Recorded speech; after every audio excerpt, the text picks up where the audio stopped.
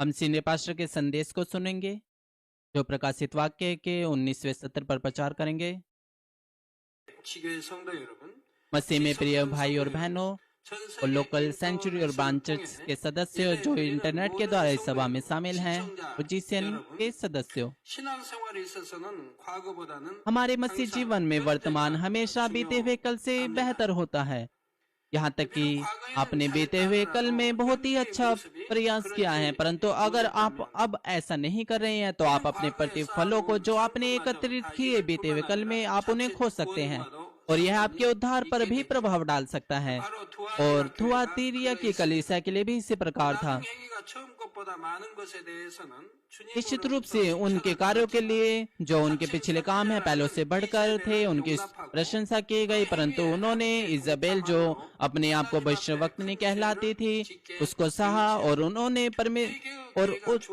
परमेश्वर की नजर में उसके साथ उन कार्यों को पापमय कार्यों को करने के द्वारा उसके महान पाप में शामिल हुए और परमेश्वर की नजर में पाप किया। 그의 자녀를 죽이리라는 무서운 경고의 말씀을 यहाँ तक कि प्रभु ने उन्हें समय दिया कि वे मन फिराने के लिए उन्हें अवसर दिया, पर वे अपने व्यभिचार से मन फिराना नहीं चाहती। इसलिए प्रभु ने उन्हें 내가 너희 और भी ज्यादा उन्हें कठिन वचन दिए और उनसे कहा यदि वे भी उसके ऐसे कामों से मन न फिराएंगे तो उन्हें बड़े क्लेश में डालूंगा और मैं उसके बच्चों को मार डालूंगा। और तब वह उनसे कहता है, और तब सब कलीसिया जान लेंगे कि हृदय और मन का परखने वाला मैं ही, और मैं तुम में से हर एक को उसके कामों के अनुसार बदला दूंगा। 사랑의 하나님 और यह परमेश्वर के कड़े न्याय की घोषणा को बताता है। और इसी तरह से यह परमेश्वर न्याय का परमेश्वर है जो कामों के अनुसार बदला देता है न्याय में, और उसी समय यह प्रेम का परमेश्वर है जो लंबे समय तक धीरज धरता है। दूसरा पत्रस 3:8-9 पद कहता है, प्रियो यह एक बात तुमसे छिपी ना रहे कि प्रभु के यहाँ एक दिन 1000 वर्ष के बराबर है, 1000 वर्ष एक दिन के बराबर है। प्रभु अपनी प्रतिज्ञा के विषय में देर नहीं करता जैसे देर कितने लोग समझते हैं, पर तुम्हारे विषय में धीरज धरता है और नहीं चाहता कि कोई नाश हो, वरन यह है कि सबको मन फिराने का अवसर मिले। परमेश्वर 1000 सालों को एक दिन के बराबर सहता है, और वह चाहता है कि हर किसी को मन फिराने का अवसर मिले और उद्धार प्राप्त कर सके, जैसे कि हमारे प्रभु प्रोत्साहन के वचनों को थुआतीरिया की कलीसिया को देते हैं, जो कि यहाँ तक कि वो मन फिराना नहीं चाहते। जैसे कि 24 वचन कहता है, पर तुम थुआतीरिया के बाकी लोगों से जितने इस शिक्षा को नहीं मानते और उन बातों को जिन्हें शैतान की गहरी बातें कहते हैं नहीं जानते, यह कहता हूँ कि तुम पर और बोझ न डालूंगा। यहाँ पर बाकी लोगों से जितने उस शिक्षा को नहीं मानते उनको बताता है, जो नए विश्वासी हैं, जो अभी तक परमेश्वर के वचन के अनुसार नहीं जीते, 하나님의 말씀으로 यहाँ तक कि वे परमेश्वर के वचन को लगन से सुनते हैं, परंतु अभी भी उनके पास दृढ़ विश्वास नहीं है कि वे वचन का पालन कर सके। इसलिए प्रभु उन्हें परमेश्वर के वचन के द्वारा उन्हें बताता है कि वे एहसास कर सके, समझ सके, परंतु उनके पास दृढ़ विश्वास नहीं है और इसलिए वो उसको प्राप्त नहीं कर पाते। इसलिए प्रभु कहता है कि वे जो शैतान की गहरी बातों को नहीं जानते, यहाँ पर इसका अर्थ है कि शैतान की गहरी बातों का जो है उसको दर्शाते हैं आत्मा का गहरा क्षेत्र।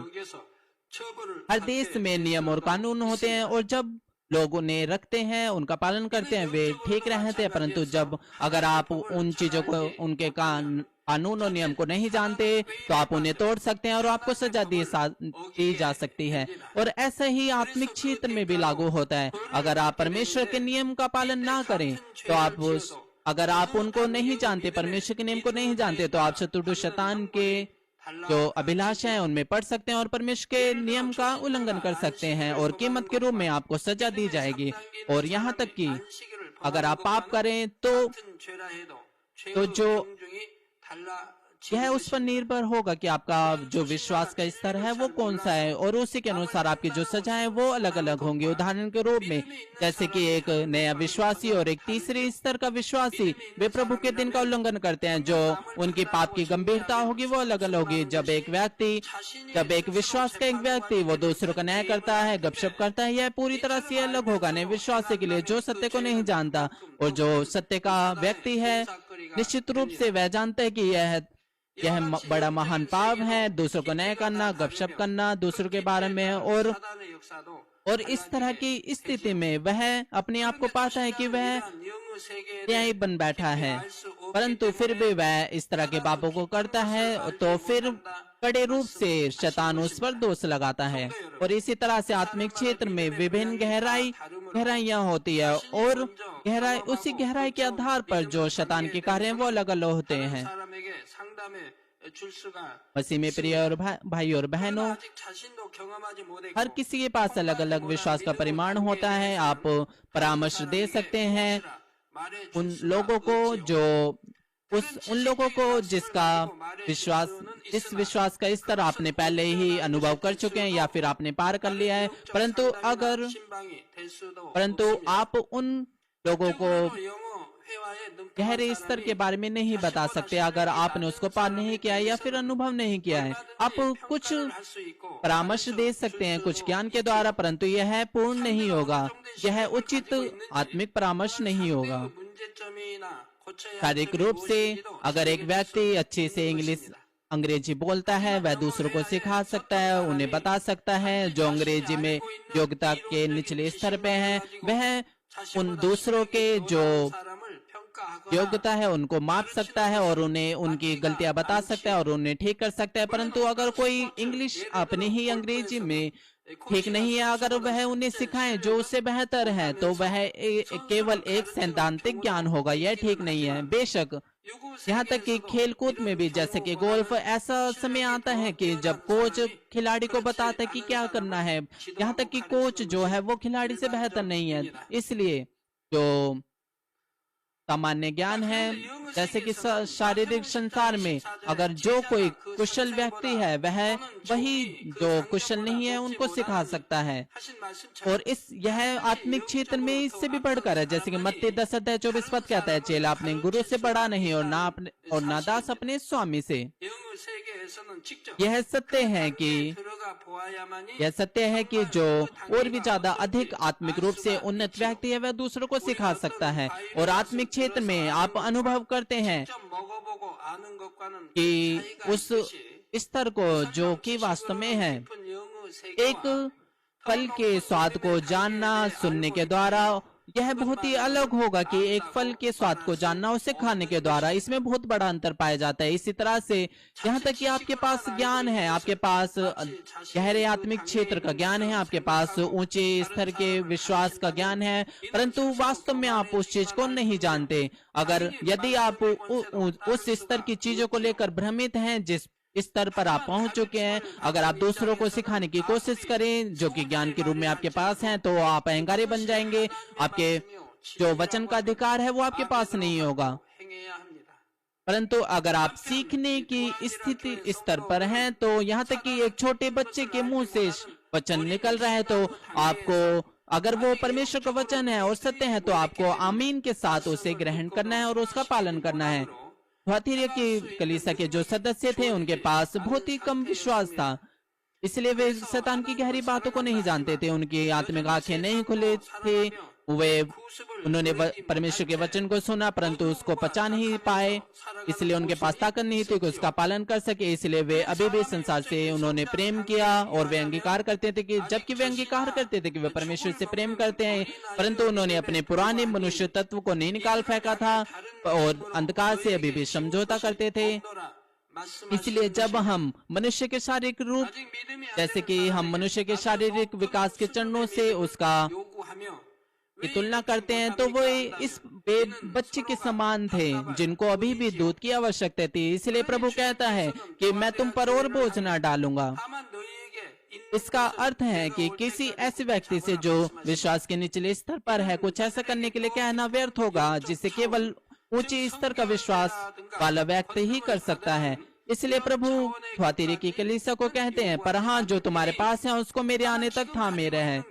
प्रभु उन्हें आत्मिक गहरे स्तर में जाने के लिए नहीं कह रहा, न ही पवित्र होने के लिए और सामर्थ को प्राप्त करने के लिए, परंतु वह उनसे कहता है कि जो तुम्हारे पास है उसे थामे रहे, अपने उसी विश्वास के स्तर पे रहे ताकि वे उद्धार को प्राप्त कर सके। इसलिए बाइबल कहती है जिनके पास बच्चे का विश्वास है। भाइयों, मैं तुमसे इस रीति से बातें ना कर सका जैसे आत्मिक लोगों से, परंतु जैसे शारीरिक लोगों से, उनसे जो मसीह में बालक हैं। 즉 믿음의 1단계, 2단계.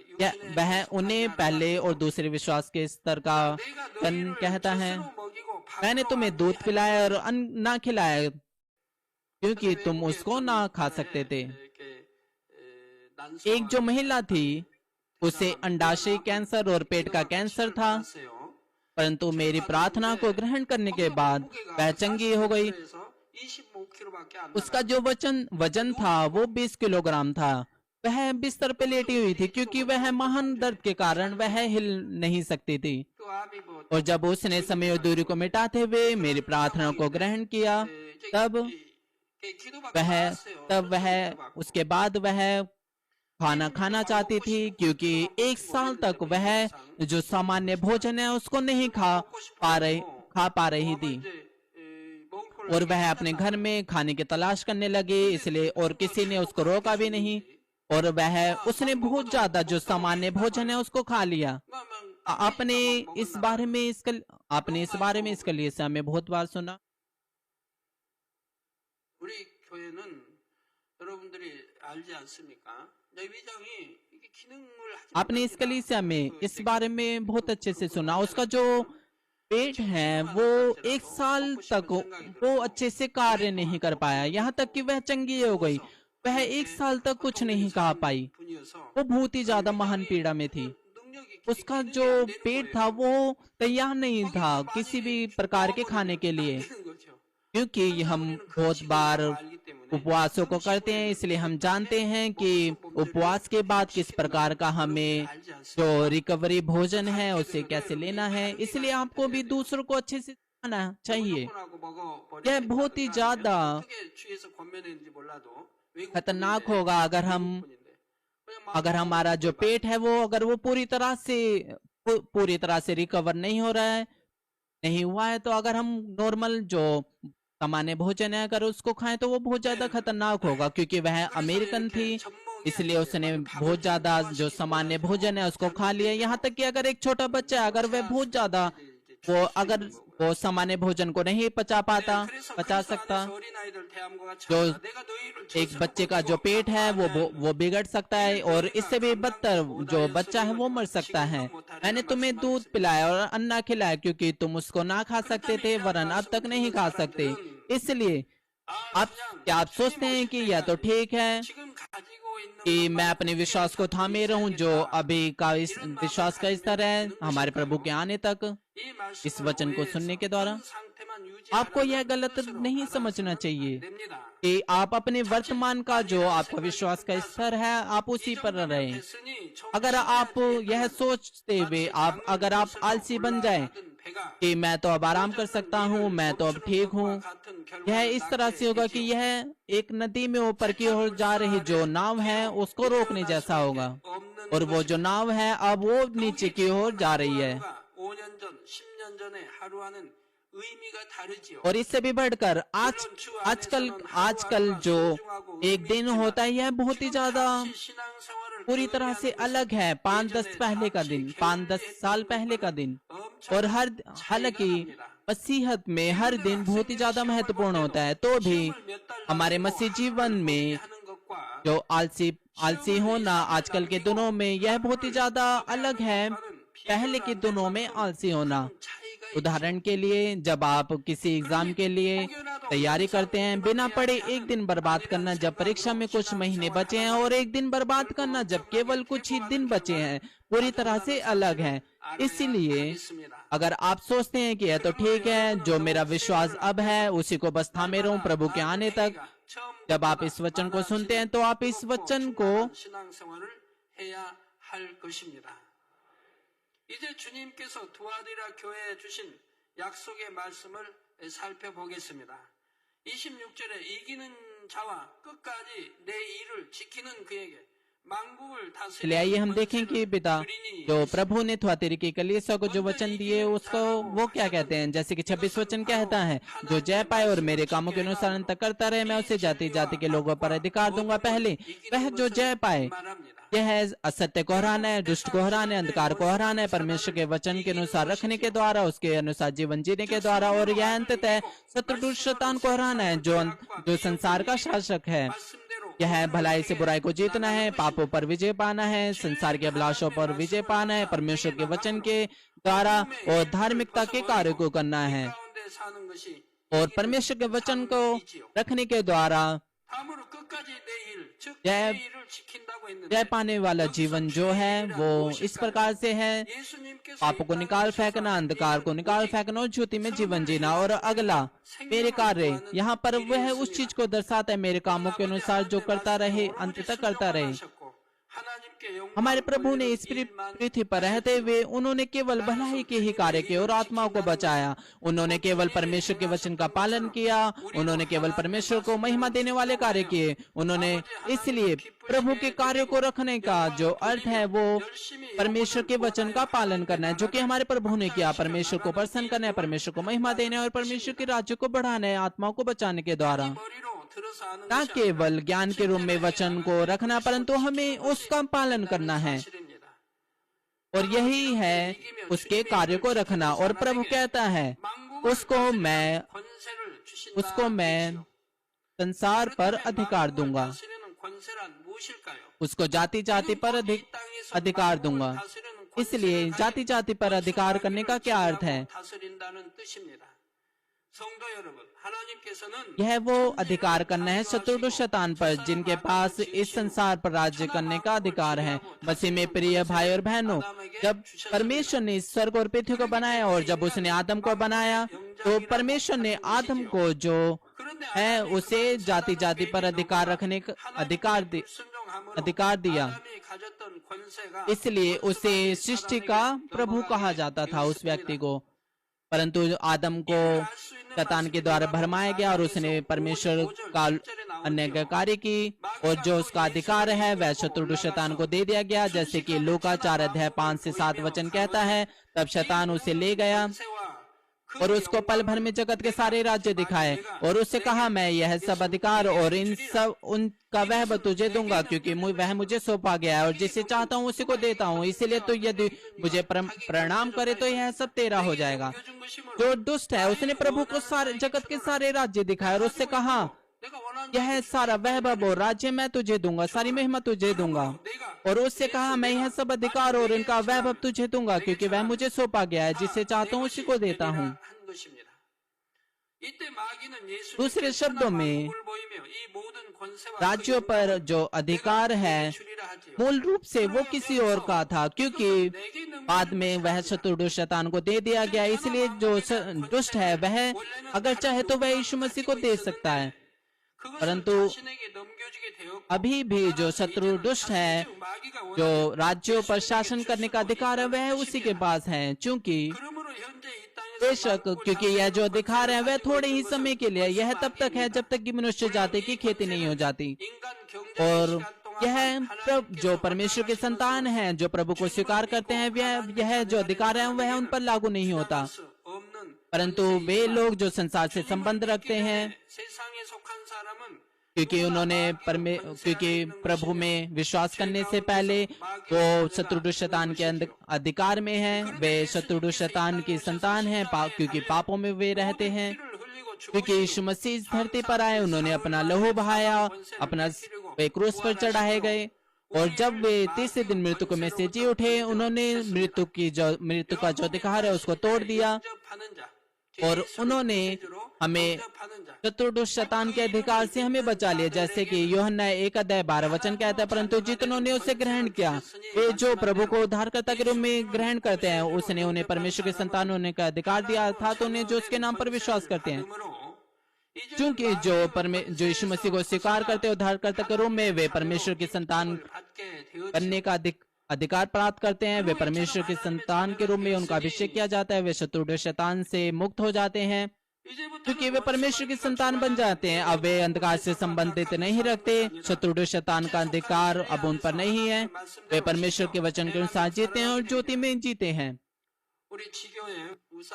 एक ब्रांच चर्च में एक माता पिता थे, वे 30 सालों से मूर्ति पूजा करते थे और वे दुष्ट आत्माओं के द्वारा उन्हें सताया जाता था। तो जो उनका बेटा था उसने GCN सैटेलाइट को अपने घर में लगाया और जब उनकी माता थी, जब वो GCN को देखती थी तो वह एहसास करती थी कि जो दुष्ट आत्माएं थी वे उसे छोड़कर चली गई हैं।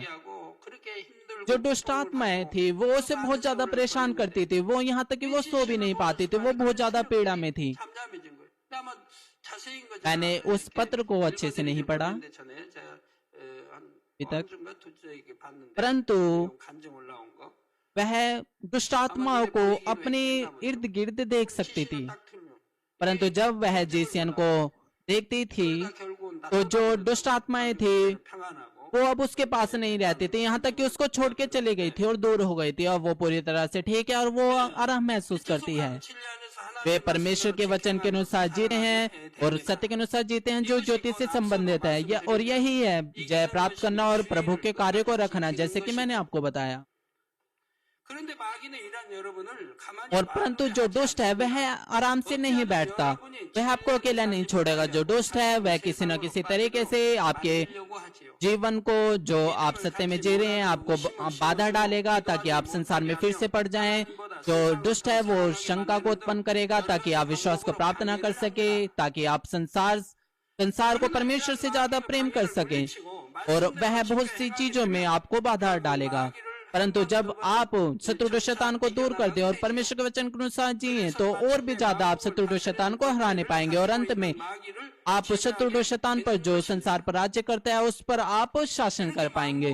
और जब आप शत्रु शैतान पर, जिसके पास राज्यों पर अधिकार है, जब आप उस पर शासन कर पाए तो फिर आप अंततः आपके पास भी संसार पर शासन करने का अधिकार होगा। और जब आप पूरी तरह से परमेश्वर के वचन के साथ जीते हैं तो स्वर्ग से आपको और भी ज्यादा सामर्थ्य और अधिकार दिया जाता है, और भी ज्यादा आसानी से आप शत्रु शैतान पर शासन कर पाएंगे जो संसार का शासक है।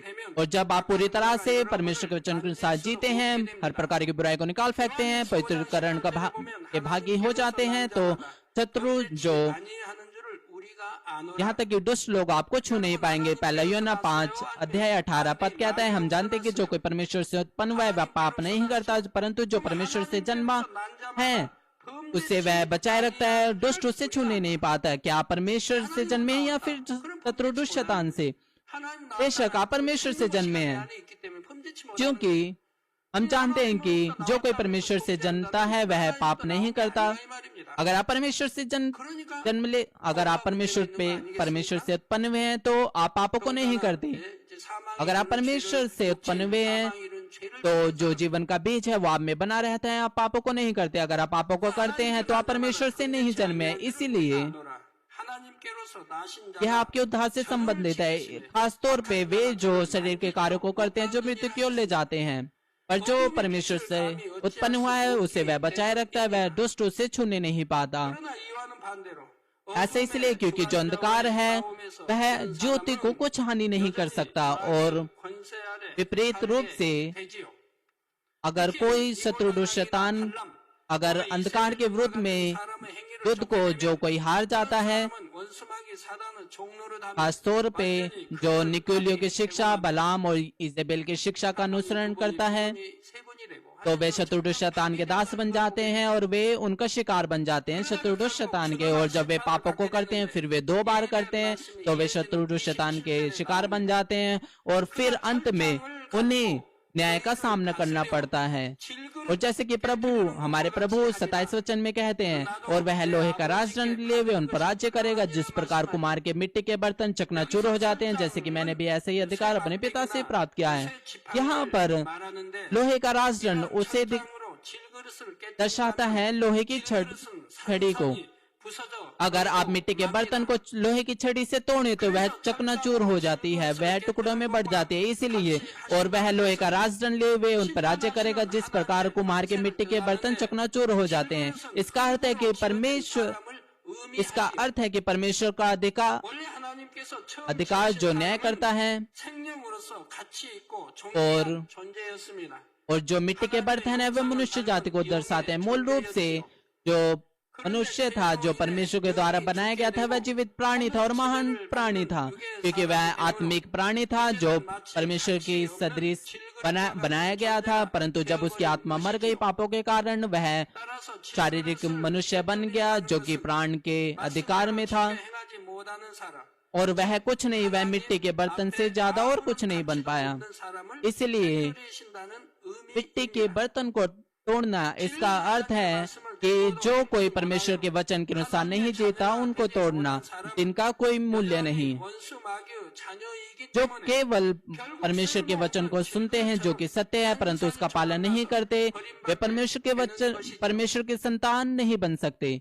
वे शत्रु शैतान ही बने रहते हैं। इसलिए वे मिट्टी के बर्तन की तरह वे टूट जाते हैं, जिनका कोई मूल्य नहीं। इसलिए मैं आशा करता हूं कि आप बहुमूल्य पात्र बनेंगे, जो परमेश्वर के वचन को थामे हुए हैं, जो कि सत्य है, अपने हृदय में।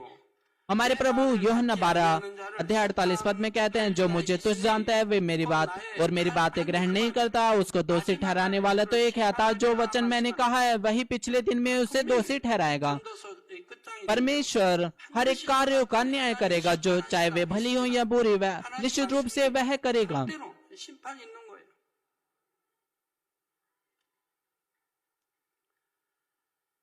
예.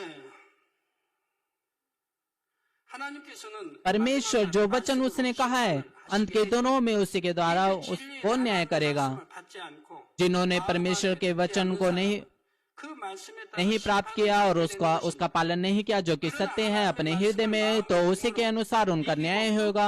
परंतु जो कोई परमेश्वर के वचन को अपने हृदय में रखता है और जय प्राप्त करता है और प्रभु के कार्यों को करता है, तो वह ज्योति के अधिकार को प्राप्त करेगा और शत्रु शैतान के अधिकार को तोड़ देगा। जैसे कि प्रभु कहता है, जैसे कि मैंने भी ऐसा ही अधिकार अपने पिता से पाया है, और हमारे प्रभु उनसे कहता है कि मैं उसे भोर का तारा दूंगा।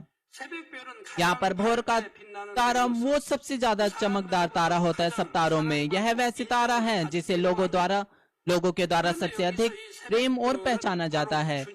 परंतु यहाँ पर भोर का तारा वो हमारे प्रभु को दर्शाता है। जैसे कि प्रकाशित वाक्य 22:16 कहता है, मुझे यीशु ने अपने स्वर्गदूत को इसलिए भेजा कि तुम्हारे आगे कलीसिया के विषय में इन बातों की गवाही दूं। मैं दाऊद का मूल और वंश और भोर का चमकता हुआ तारा हूँ।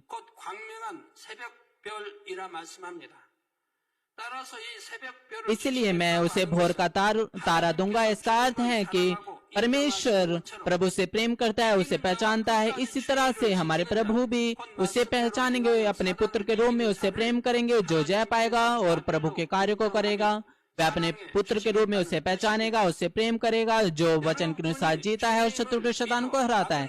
जब आप प्रभु में विश्वास करते हैं, हर प्रकार की बुराई को निकाल फेंकते हैं और प्रभु के वचन के अनुसार मेहनत से जीते हैं, तो आपका जो चरित्र है वह प्रभु के समान बन जाएगा और आप आत्मिक जन बन जाएंगे। आप पूरी तरह से सिद्ध हो जाएंगे, पवित्र हो जाएंगे, जैसे कि हमारे यीशु मसीह हैं, जो कि परमेश्वर के पुत्र हैं। आप परमेश्वर की पुत्र के रूप में पहचाने जाएंगे। परंतु चाहे कितना भी आप अंगीकार करें कि मैं प्रभु में विश्वास करता हूँ, अगर आप परमेश्वर के वचन के अनुसार नहीं जीते और शत्रु और दुष्ट से हार जाते हैं, तो आपको भोर का चमकता हुआ तारा नहीं दिया जाएगा। आप परमेश्वर के संतान के रूप में नहीं पहचाने जाएंगे और आप अंततः आपको नहीं बचाया जाएगा। इसलिए जो कोई परमेश्वर से उत्पन्न हुआ है, जीवन का बीज उनमें रहता है। हम सब में जीवन का बीज है, क्योंकि हमारे पास जीवन का बीज है, जो कि परमेश्वर का सत्य वचन है। हम परमेश्वर के वचन के अनुसार जीते हैं, हम ज्योति में जीते हैं। परंतु जब लोग दुष्ट की ओर से आते हैं, वो इससे नहीं कर सकते, क्योंकि कृपया आप अपने आप को जांचें, क्या आप परमेश्वर से जन्मे हैं? क्या मैं परमेश्वर से जन्मा हूँ? क्या मैं परमेश्वर से प्रेम करता हूँ?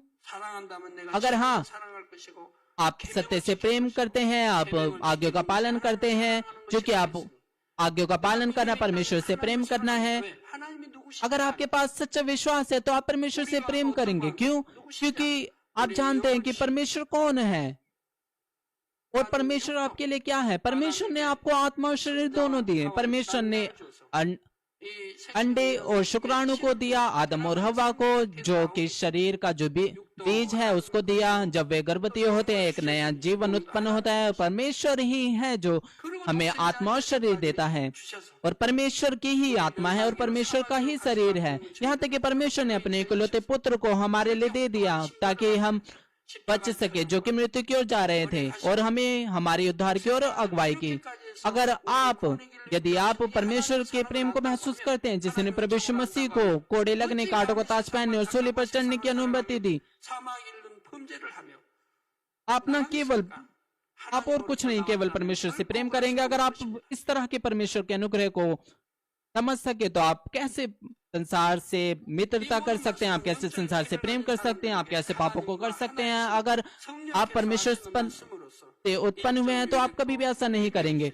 यह सब वचन वही हैं जो पवित्र आत्मा कहता है आत्मिक कान रखने वालों को, जो कि परमेश्वर के साथ एक है, यह बिना किसी त्रुटि के निश्चित रूप से पूरे होंगे। अगले सत्र में मैं आपको और भी ज्यादा थुआतीरा की कलीसिया को जो वचन हमारे प्रभु ने दिए, उस वचन के और भी ज्यादा गहरे और आत्मिक अर्थ को आपको बताऊंगा।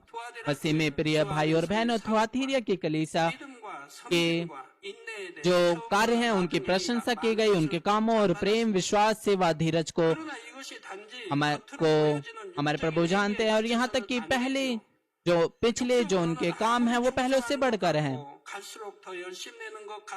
परंतु यह बाहरी रूप से नहीं, केवल बाहरी रूप से नहीं होना चाहिए जो आपके शरीर के कार्य हैं। यहाँ तक कि आप अपने शारीरिक रूप से अपने कार्यों में आप विश्वास हो गया, परंतु आप अपने हृदय का खतना ना करें तो शारीरिक जो आपकी विश्वास योग्यता है वो व्यर्थ होगी। अगर आप अपने हृदय का खतना नहीं करते हैं तो आपकी जो शारीरिक विश्वास योग्यता है वो व्यर्थ है। आप जो हृदय का खतना है और जो शारीरिक विश्वास योग्यता है वो बहुत ज्यादा, वो दोनों महत्वपूर्ण है, परंतु सबसे ज्यादा जो महत्वपूर्ण है वो हृदय का खतना है। जो हृदय का खतना है वह परमेश्वर की छवि को पुनः प्राप्त करना है।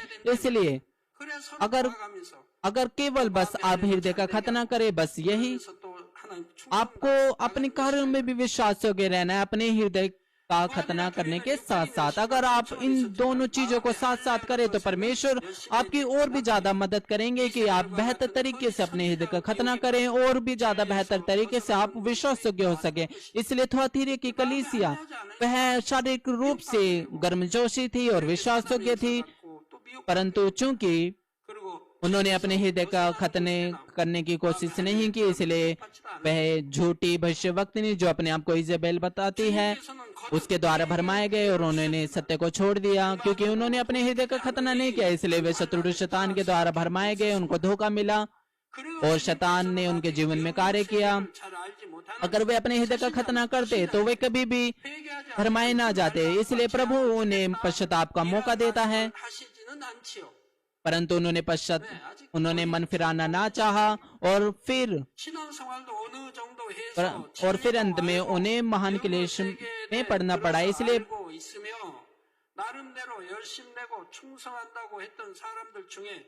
परंतु हमारे प्रभु यह नहीं कहते कि वह महान क्लेशों को उन पर लाएगा अगर वे पश्चाताप नहीं करेंगे। उनके लिए जो नए विश्वासी हैं, जो आत्मिक संसार की गहरी बातों को नहीं जानते, क्योंकि वे अभी विश्वास के निचले स्तर पर हैं। प्रभु यह उनको कह रहा है जो पहले से विश्वास के जीवन को जी चुके हैं, जो सत्य को जानते हैं, आत्मिक क्षेत्र को जानते हैं, जो मेहनती हुए थे और विश्वास के रहे थे। और प्रभु कहता है कि वे मन फिराएं और वापसी आने पाए, जिन्होंने अपने हृदय का खतना नहीं किया, क्योंकि वे परीक्षा में पड़ गए और वे मृत्यु के मार्ग की ओर चले गए। यह कितना जो ज्यादा दुखद है अगर कोई उद्धार की ओर ना पहुंच पाए, क्योंकि जब वे सत्य को जानते हैं और आत्मिक क्षेत्र के बारे में जानते हैं और उन्होंने लंबा मसीह जीवन जिया। यहाँ तक कि कलीसिया के कुछ सदस्य हैं थुआतीरा में, उन्होंने पश्चाताप किया, उन्होंने मन फिराया और वे लोग बने जिन्होंने जय प्राप्त की और उन्हें उद्धार का वायदा मिला। परंतु उन्होंने जो वे उपहार थे, पुरस्कार थे, जो उन्होंने पिछले दिनों में इकट्ठे किए थे, वे खो गए। परंतु वे बस धन्यवादी रहे क्योंकि उन्हें उद्धार को प्रभु से दिया गया। इसलिए मसीह में प्रिय भाई और बहनों,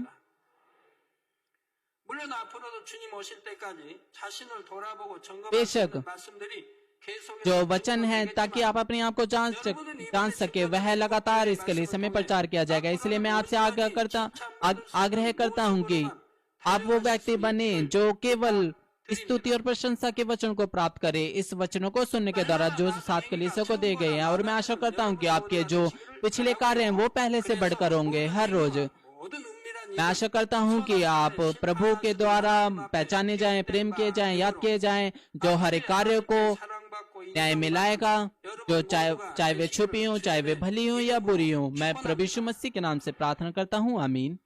들으신 말씀을 आइए हम संदेश पर विचार करते हुए हम प्रार्थना करेंगे। 감사합니다. 오늘도 아버지 두 아들의 교회를 통해서 책망할 것이 있다 하셨습니다. 그들이 자칭 아버지 선지자라는 이 세배를 용납하고 그를 지키고 아버지 또 말씀을 또 지키는 자가 아버지 하나님 만국을 다스리는 권세를 누린다 하셨습니다. 아버지 하나님 오늘 또 우리가 아버지 말씀대로 살게 하여 주셔서 또 우리 모든 성도들과 힘차게 마음이 할례하고 악을 버리고 죄를 버리고 성령 있는 삶을 살아갈 수 있도록 능력 더해 주시고 아버지께 영광 돌리는 귀한 시간들 되게 하여 주옵소서. 우리 주 예수 그리스도 이름으로 기도하옵나이다. 아멘.